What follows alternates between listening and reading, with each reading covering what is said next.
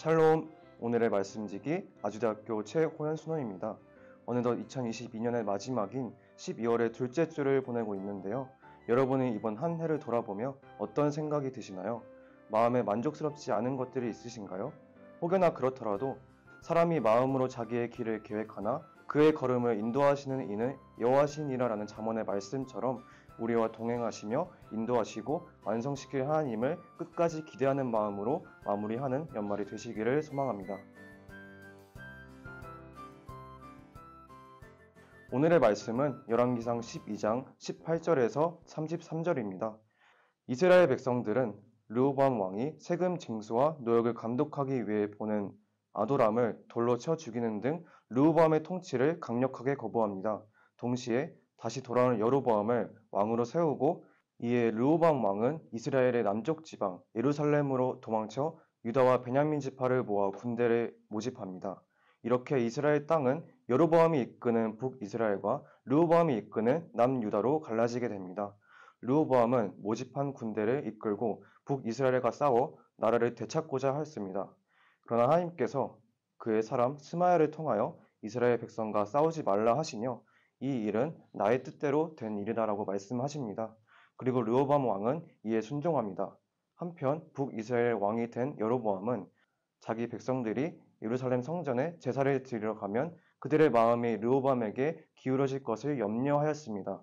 그래서 금송아지 2개를 만들어 섬기게 하고 제사장과 절기를 자기 마음대로 정하여 제사를 드리게 하는 등 하나님께 큰 죄를 짓습니다. 오늘의 말씀은 여기서 마무리됩니다. 저는 오늘 말씀을 읽으며 하나님의 주권과 순종의 중요성에 대해 생각해보게 되었습니다. 먼저 24절에 나온 나의 뜻, 즉 하나님의 뜻은 11장에서 예언자 아이야를 통해 말씀하신 것이었습니다.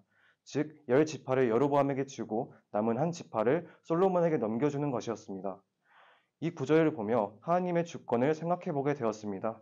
이스라엘의 형식적인 왕이 아닌 진정한 왕이셔서 모든 것을 주관하시고 계획하시는 하나님을 느낄 수 있었습니다.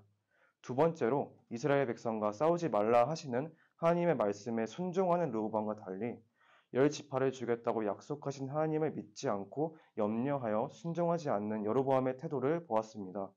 아무리 하나님께서 약속하신 것들이 있더라도 순종이 제사보다 낫다라는 말씀이 있듯이 우리가 믿고 순종하지 않는다면 언제든지 주께서는 뜻을 거두시고 파멸에 이르게 하실 수도 있는 것을 배웠습니다.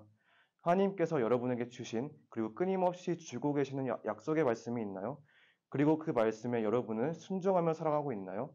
저 역시도 순종의 삶이 아직 많이 어렵게 느껴지곤 합니다. 그러나 우리의 생각보다 앞서 놀라운 계획을 갖고 계신 하나님의 주권을 인정하며 주님만이 유일한 왕이심을 찬양할 때 하나님께서는 우리 삶의 수많은 전쟁이 주께 속한 것임을 보이시리라 믿습니다. 오늘 하루도 주의 말씀을 등불 삼아 염려하지 않고 담대히 살아가는 저와 여러분 되기를 소망합니다. 샬롬.